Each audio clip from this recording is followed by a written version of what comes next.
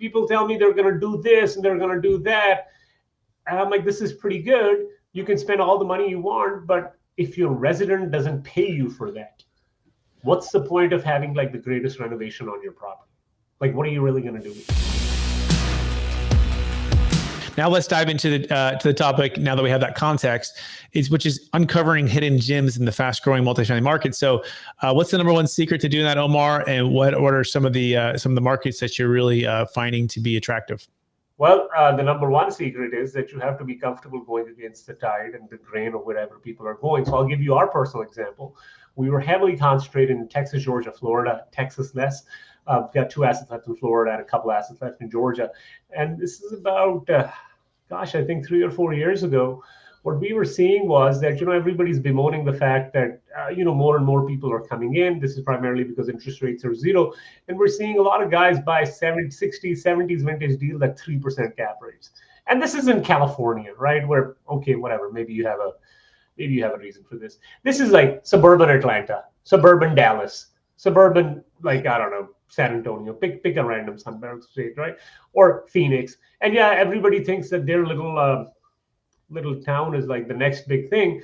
But let's be honest, if you're buying 3 caps, 4 caps of 70s vintage properties, I mean, guys are paying $280,000, $300,000 a unit in places like Phoenix.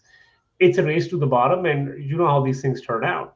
So what we did is we looked at the data. We pivoted aggressively to the Midwest, specifically Sioux Falls. We have 7 developments there because the reason is very simple. These are steady Eddie markets. So when we were looking out and say, I think late 2020, we were thinking to ourselves, again, we didn't know rates were going to go up this much. We're thinking to ourselves, what if the party ends over here?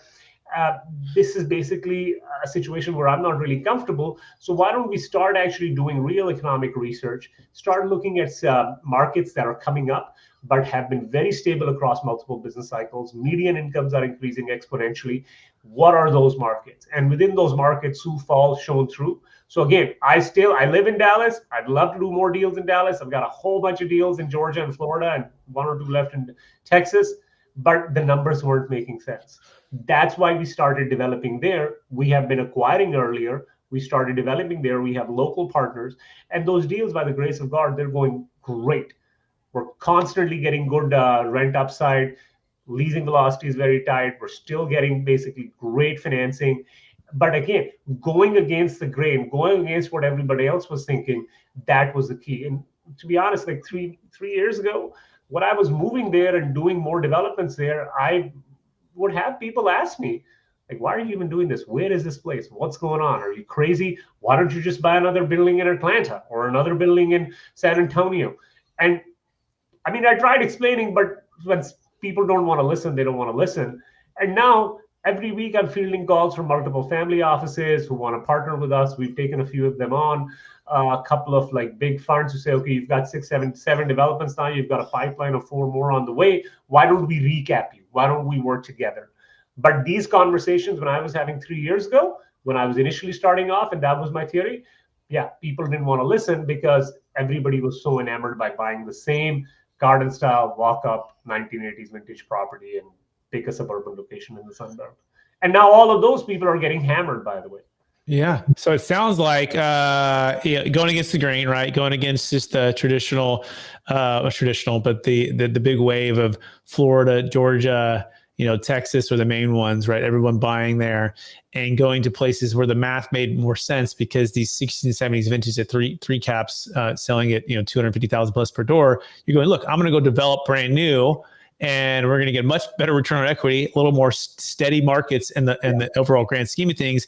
And now you have new product versus those other products, which are, not only insurance costs have rose a lot, but you have old product, right? That is tough to do a lot with an old product, right? I mean, people don't realize that there is structured obsolescence. Look, I own 70s vintage products. I can tell you, there's only so much you can do. People tell me they're going to do this and they're going to do that.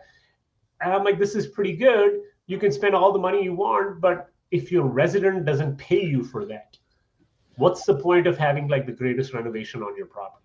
Like, what are you really going to do with it? So that's the question a lot of people couldn't answer. And the other deal is, look, our hard costs of construction now are in the low to mid $130,000 a unit. So if my hard cost of construction is low to mid 130,000 a unit for a new product, I'm going to take that trade all day, every day versus buying something 30, 40, 50 years old. And people don't, by the way, realize that a 1980 vintage product is 44 years old today. I mean, people don't realize that. That's a long time ago, basically. So those are some of the big factors. But again, when you explain it to people, I understand in the frenzy and hype, everybody wants to go to places where they are comfortable with. But if you're doing what everyone else is doing, you're going to be living the life and getting the returns that everyone else is getting, which is usually average or below average at best. Yep. Very